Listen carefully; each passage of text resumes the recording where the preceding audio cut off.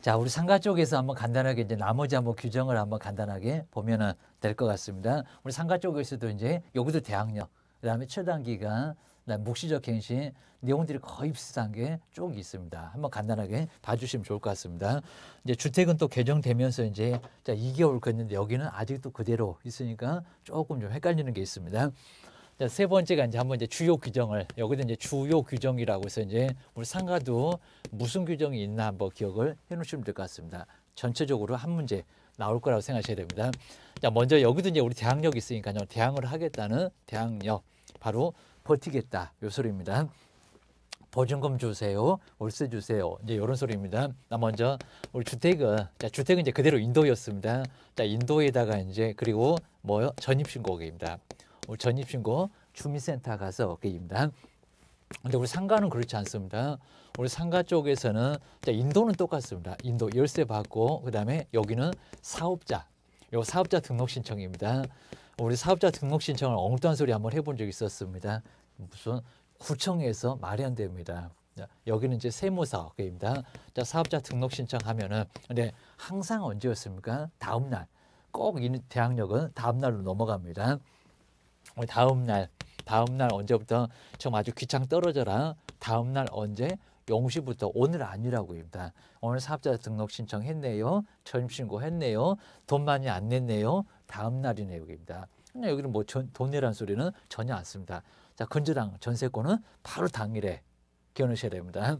자, 대항력 정리해 놓으시고요. 그다음 이제 두 번째는 최단 기간, 최단 기간, 가장 짧은 기간, 주택은 얼마, 욕하고 살아라, 고소리 나왔을 겁니다. 자, 우리 주택 같으면 이제 몇 년이요? 아주 그냥 2년 전년에도 괜찮다고 씁니다. 2년 계획이다. 정말 2년도 못 살고 나가라, 욕하고 사세요. 이런 소리가 나왔습니다. 근데 상가는 얼마라고요? 손님도 있는데 욕하면 안 되겠죠? 1년. 자, 1년이라고 해서 이제 여기는 한 반 정도밖에 안 됩니다. 자, 주택하고 상가는 조금 다릅니다. 기억을 주셔야 됩니다. 그다음 이제 세 번째가 이제 증액. 근데 증액은 똑같습니다. 자, 증액 1년만 지나면 가능하고요. 자, 증액 요구입니다. 얼마? 5%. 뭐 주택은 뭐 20분의 1도 똑같은 소리니까 5%를 뭐 할 수 없다고요? 초과. 그러니까 5%까지는 괜찮다는 겁니다. 초과할 수 없다. 5% 이내로만 증액을 할 수가 있다는 겁니다. 기억하셔야 됩니다. 그다음 네 번째가 이제 묵시적 갱신. 묵시적 갱신은 이제 상가하고 정말 또 헷갈리게 생겼습니다. 자, 서로 아무 소리 없다라고 했을 때입니다. 주택은 2개월 전까지, 6개월에서 2개월 전까지, 상가는 또 1개월 전까지 좀 헷갈립니다. 자, 그럼 여기도 이제 주택은 또 뭐하고 살아라, 욕하고 살아라, 2년. 자, 이렇게 2년 요구를 2년 요구할 수 있을 거고요. 그다음에 우리 상가도 있습니다. 상가는 욕하지 말아라, 1년. 근데 여기서 이제 둘 중에서 하나 유리한 걸 선택할 수 있다는 겁니다. 3월. 여기 3월입니다. 자, 그만한 집이 없다 그러면 2년. 옆에 집에 보니까 더 싼 집이 있다. 이사 가게 도와줄게. 이런 소리인 것 같습니다. 상가도 있습니다. 상가도 얼마라고요? 3개월이라고 해서 이제 짧게 옆에 가니까 더 싼 상가가 있다는 겁니다. 자, 그만한 상가가 없으면 1년 더. 그리고 옆에 싼 상가가 있으면 옆집으로 뭐 가라는 거 도와주겠다는 겁니다. 자, 여기 이제 우리 임차인은 정말 골라먹는 재미가 있습니다. 이렇게 둘 중에서 유리한 거 하나를 선택을 할 수가 있다는 겁니다. 알아서 하세요라고 기억을 해주셔야 됩니다. 그다음 이제 5번에서 이제 바로 이제 갱신 요구. 갱신은 뭐 하겠다? 요구를 하겠다. 또 여기도 우리 주택은 이제 2개월 전까지인데 상가는 또 1개월 전까지다. 만기 6개월은 똑같고 입니다. 이제 우리 주택을 보실까요? 자, 주택은 여기는 한 번에 하나요. 얼마라고요? 2년 갱신합시다. 라고 갱신을 요구할 수 있다는 겁니다. 딱 몇 번이라고요? 한 번 느낌입니다. 근데 상가는 이론적으로 몇 번을 계속 뭐 1년 이런 식으로 계속 갱신 요구를 할 수 있다는 겁니다. 자, 가만히 있다가 갑자기 갱신 요구 안 된다. 라고 보고 있다는 겁니다. 요구는 적극적으로 계속 하라는 겁니다. 기억하셔야 됩니다. 자, 상가 쪽에서는 얼마라고요? 여기 이제 10년. 이렇게 10년 범위 안에서 여기는 갱신 요구를 할 수가 있다는 겁니다. 여기다 또 몇 번, 뭐 이런 횟수는 없습니다. 무조건 딱 한 번에 10년 그런 건 아니라는 겁니다. 해보다 안 될 것 같으면 나갈게요. 라고 할 수가 있습니다. 그다음 이제 우리 이제 거절 사유에서도 이제 보실 게 이제 거절에서 차임 연체. 요 차임을 뭐 했을 때 연체했을 때 우리 주택하고 상가는 분명히 좀 다릅니다. 차임을 연체했을 때 주택은 몇 번 만에 쫓겨난다고요? 2번, 2회. 자, 2회 이상의 차임을 연체했을 때 근데 상가는 얼마입니까? 상가는 좀 길잖아요. 여기입니다. 한 번 더 기회 줍시다. 상가는 얼마라고요? 자, 3회. 3회 이상의 차임을 뭐 했을 때? 연체했을 때 기억하셔야 됩니다. 그리고 이제 우리 보통 연체 횟수에서 조금 조심하실 게 있습니다. 걔는 또 우리 개업공인주사가 엉뚱한 소리 하시면 정말 안 된다는 겁니다. 만약에 이제 2021년 자 1월에 자 처음에는 월세를 잘 냈다는 겁니다. 2월에 가니까 월세를 안 내네요. 3월에 가니까 갯돈 좀 탔나 봅니다. 3월 거 연체된 거 2월 거까지도 모두 다 냈다는 겁니다. 자, 그랬을 때 이제 4월 가니까 내긴 냈는데 5월에 가니까 뭐요? 또 놀러 간다고 안 내고 있다는 겁니다. 자, 그랬을 때 연체 2번일까요? 잘 세보시라는 겁니다. 우리 주택은 2번이면 바로 나가라고 한다고 했습니다. 2번일까요? 아니면 연체한 거 냈으니까 이제 1번일까요? 1회가 맞을까요? 2회가 맞을까요? 이런 것들은 잘못 설명해 놓으면은 개업공인중개사가 책임을 져야 된다는 겁니다. 자, 1번입니까? 아니면 2번입니까? 연체 한 적 그랬습니다. 연체 한 적. 한 적이 있었잖아요. 1번. 그리고 몇 번? 2번. 2번 만에 어떻게 된다고요? 쫓겨난다라고 볼 수가 있다는 겁니다. 그러셔야 됩니다. 근데 이제 만약에 우리 월세가 이제 50만 원이었습니다. 50만 원. 자, 그랬을 때 여기는 다 앉는 게 아니라 10,000원은 이렇게 10,000원은 냈었다는 겁니다. 그리고 또 여기도 이제 뭐 여기도 10,000원을 냈었을 때입니다. 10,000원 냈었을 때 요거 한 번, 2번. 이때는 그냥 아예 안 냈다고 할까요? 한 번, 2번, 2번일까요? 아니면 아닐까요? 이런 것도 좀 이제 꼼꼼하게 내고 있습니다. 자, 금액으로 보고 있습니다. 금액으로. 자, 금액으로 보고 있다 보니까 나 먼저 자, 금액으로 얼마요? 50만 원 2번. 그럼 얼마가 될까요? 2번이면 100만 원. 그러니까 100만 원 모두를 안 냈을 때입니다. 100만 원 모두를 안 냈을 때 10,000원 냈잖아요. 10,000원 냈잖아요. 그럼 얼마가 될까요? 98만 원이 내입니다. 98만 원. 그러면 100만 원 연체한 적이 없다는 겁니다. 그러셔야 됩니다. 그래놓고 이제 그 후에는 한 번도 연체 안 하고 10년을 계속 잘 내네. 그러면 여기는 쫓겨날 일은 아예 없다는 겁니다. 이제 기억을 좀 해놓으셔야 됩니다. 자, 이런 식으로 해서 이제 주택과 그리고 상가는 차임의 연체 횟수가 어떻다고요? 조금 다르다. 좀 다르다는 거 정리를 꼭 한번 해 놓으셔야 됩니다. 안 그러면 정말 헷갈립니다. 그다음 이제 6번째가 이제 요 이제 임차권 승계. 요 임차권 승계는 여기서는 그러니까 만약에 여기 이제 사실혼자 같이 살고 있었을 때 사망했다, 임차인이 사망했다라고 했을 때입니다. 뭐 포기도 할 수 있을 겁니다. 먼저 어디는 있겠지만요, 주택은 있습니다. 2천 이내 그럼 이제 형제자매입니다. 공동으로 승계한다. 사실혼자가 있었을 때 가정 공동생활을 하지 않아야 됩니다. 자, 임차인 사망했을 때입니다. 근데 상가는 있다 없다. 상가는 그냥 영업할 집이잖아요. 여기는 주거생활 안정 때문에 있지만 여기는 있다 없다 없다 없다 이러셔야 됩니다. 자, 7번째가 이제 우리 권리금도 정리를 하셔야 됩니다. 권리금. 자, 권리금 게임입니다. 아까 이제 목이 좋아서 그리고 영업 노하우가 많아서 게임입니다. 그리고 또 고객이 많아서 게임입니다. 자, 권리금 보호인데 자, 예전에 이제 3개월 그랬었습니다. 근데 여기는 그렇지 않습니다. 지금 얼마다 6개월 전까지 충분하고 넉넉한 기간을 좀 주겠다는 겁니다. 여기 이제 6개월, 6개월 전까지 뭐 하고요? 뭐 하고 통보를 하고 그러면 6개월의 기간이 있다는 겁니다. 그 기간 안에 충분히 받을 수 있을 겁니다. 통보하고 나서 뭐 할 수 있다? 권리금 받고 나갈 수 있다라고 기억을 꼭 해놓으셔야 됩니다. 물론 이제 권리금 못 받는 경우도 예외가 좀 있을 거니까요. 한번 정리를 꼭 해놓으셔야 됩니다. 권리금 보호. 그다음 이제 8번째가 이제 보증금. 요 보증금에서 그리고 차임으로 전환한다. 여기서 이제 정리를 해놓으셔야 됩니다. 보증금에서 뭘로 전환할 때 차임으로 전환을 할 때 아까 우리 주택하고 상가는 약간씩 다르다고 했습니다. 자, 기억을 좀 잘 넣으셔야 됩니다. 그리고 자, 이제는 이제 계산 문제도 4개 생겼다라고 기억을 해놓으셔야 됩니다. 좀 이제 계산 문제도 충분히 내볼 수가 있다는 겁니다. 한번 꼼꼼하게 보셔야 됩니다. 먼저 한번 이제 주택은 아까 이제 한번 상황을 봤었습니다. 주택하고 상가는 분명히 좀 다릅니다. 라고 합니다. 자, 먼저 최초. 이렇게 이제 최초에 보증금이 있었을 겁니다. 자, 보증금 있었는데 하도 정말 간곡히 자, 부탁을 합니다. 그다음 이제 보증금 한 5천만 원. 근데 여기서 이제 보증금이 너무 적으면요. 뭐 한 3천밖에 안 되는데 2천만 원밖에 안 되는데 그건 내주면 나중에 월세 안 내고 계속 삽니다.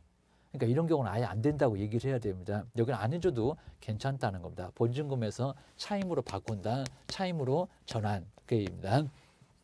자, 그럼 이제 여기서 이제 한 3천만 원 빼줬을 때 여기다 뭐 1,000만 원이나 2천만 원 계산이 좀 잘 안 되다 보니까 지금 3천만 원으로 좀 맞췄습니다. 그 3천만 원 빼주면 그리고 나서 이제 뭘로 바꿔라? 월세에 입니다. 월세 내라.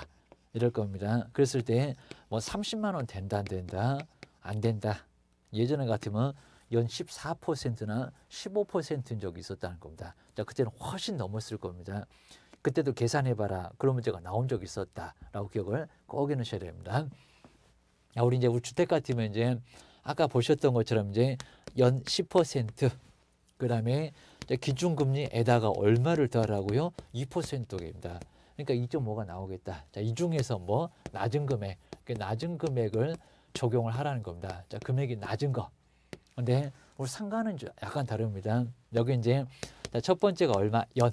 요건 이제 연, 그 다음에 12%.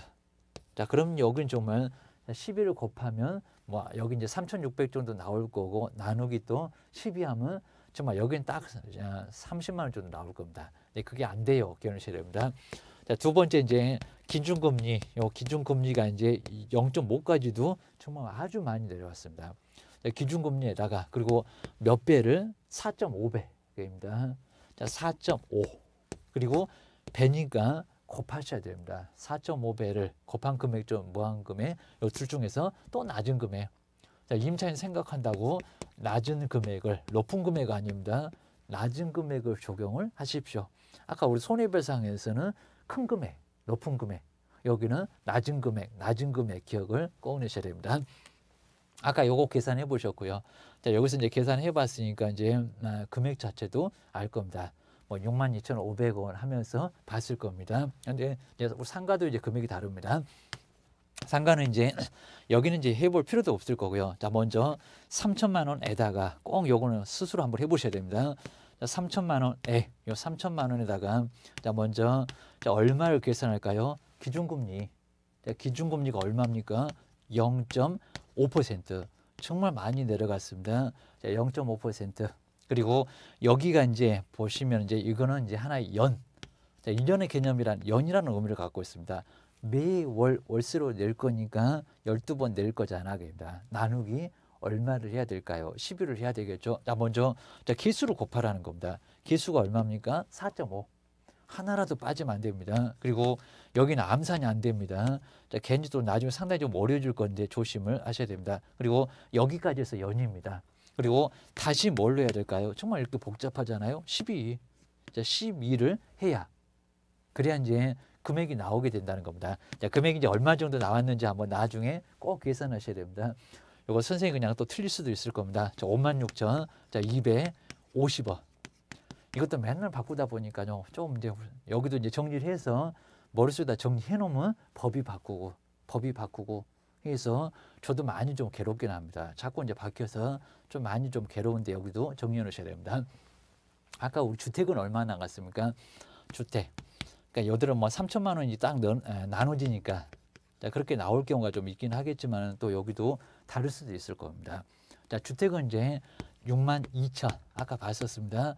62,500원이라고 해서 이제 여기도 이제 요놈 이제 2.5가 될 거니까 2.5%. 옛날에는 또 3.5다 보니까 4를 곱할 때도 있었습니다. 근데 지금 얼마라고요? 여기는 자, 2.5. 자, 2.5%. 근데 여기는 연이니까 또 여기도 2.5를 곱하세요. 3천만 원에 2.5를 곱하세요. 나누기 12 하세요. 라고 해서 이런 과정을 모두 이렇게 거쳐 와야 된다는 겁니다. 자, 안 그러면 상당히 어렵습니다. 자, 기억을 좀 해놓으셔야 됩니다. 자, 우리 주택하고 우리 상가 쪽에서는 이제 뭐 이런 내용들을 꼭 정리를 좀 해놓으셔야 되고요. 그리고 지금 이런 것들 정말 많이 따집니다. 그리고 여기에 해당되는 우리 손해배상은 상당히 좀 지금은 어려우니까 나중에 한번 점검을 꼭 해볼 겁니다.